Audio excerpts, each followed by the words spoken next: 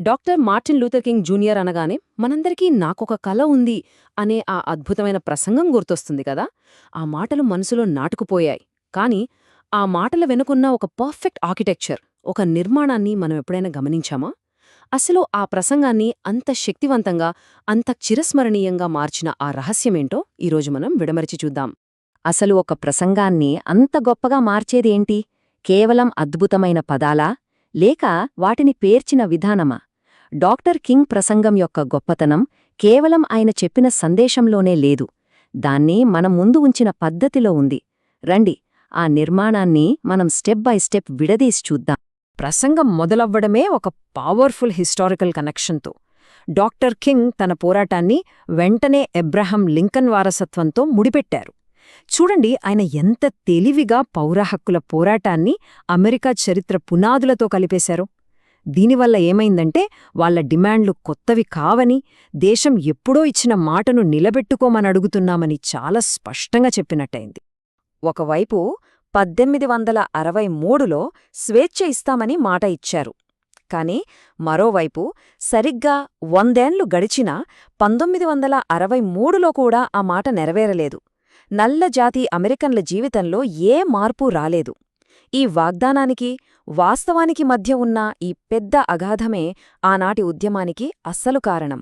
తన వాదనను ఇంకా బలంగా అందరికీ అర్థమయ్యేలా చెప్పడానికి డాక్టర్ కింగ్ ఒక అద్భుతమైన రూపకాన్ని, అంటే ఒక మెటఫాన్ని వాడారు. అదే అమెరికా ఇచ్చిన చెల్లని చెక్కు.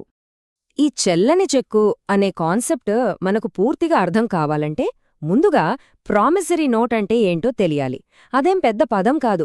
సింపుల్గా చెప్పాలంటే ఇదొక అప్పు తీరుస్తానని రాసిచ్చిన పత్రమన్మాట. ఒక రాతపూర్వక వాగ్దానం. ఇదే డాక్టర్ కింగ్ వాదనకు పునాది. ఇక్కడే ఉంది అసలు పాయింట్. అమెరికా స్వాతంత్ర్య ప్రకటనలో పౌరులందరికీ సమాన హక్కులిస్తామని రాశారు. అది ఒక ప్రామిసరీ నోట్ లాంటిది. కాని నల్లజాతి ప్రజల విషయానికి వచ్చేసరికి ఆ చెక్కు బౌన్స్ అయింది.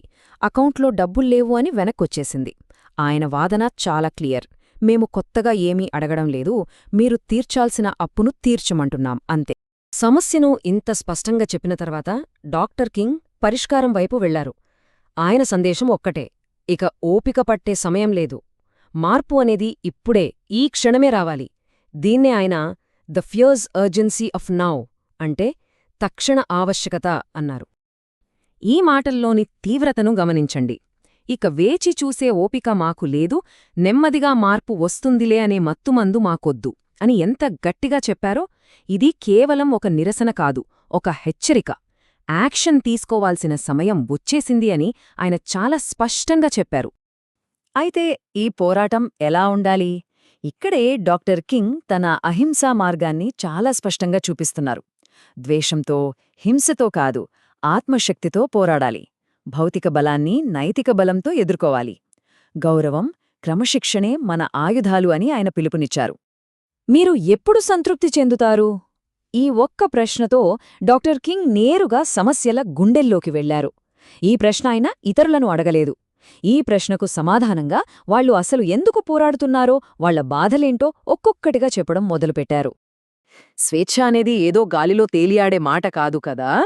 అది పోలీసుల దౌర్జన్యం ఆగినప్పుడు, హోటళ్లల్లో సమానంగా ప్రవేశం దొరికినప్పుడు, ఓటు హక్కు లభించినప్పుడు, అప్పుడే దానికర్థముంటుంది.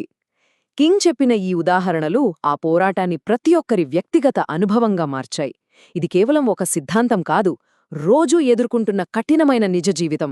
సమస్యను చెప్పి పోరాట మార్గాన్ని చూపించిన తరువాత ఇక్కడినుంచి డాక్టర్ కింగ్ ప్రసంగాన్ని ఒక కొత్త శిఖరానికి తీసుకెళ్లారు. కేవలం నిరసన కాదు, ఒక ఆశను, ఒక అందమైన భవిష్యత్తును మన కళ్ల ముందుంచారు. అదే ఆయన కన్నా ఆ అద్భుతమైన కల. ఇక్కడినుంచి ప్రసంగం ఒక గీతంలా సాగుతుంది. ఆయన కల ఎక్కడినుంచో రాలేదు, అది అమెరికా పునాది సూత్రంలోనే ఉంది. అందరూ సమానమే. అంటే గమనించండి, ఇది కేవలం నల్లజాతివారి కల కాదు, దేశం మొత్తం తన అసలైన ఆశయాన్ని నెరవేర్చుకోవాలనే కల. ఇది అందరి కల. ఆ తర్వాత ఆయన కల మరింత స్పష్టంగా, మరింత మానవీయంగా మారింది.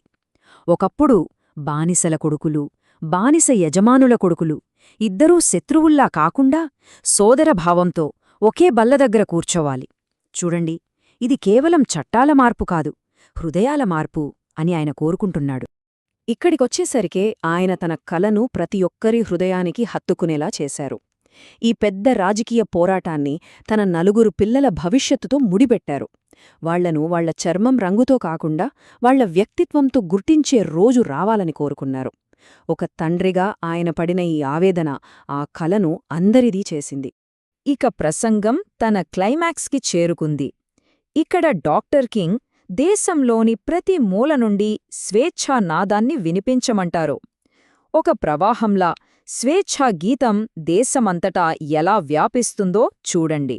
ఈ స్వేచ్ఛాగీతం ఎక్కడ మొదలవుతుందో చూడండి.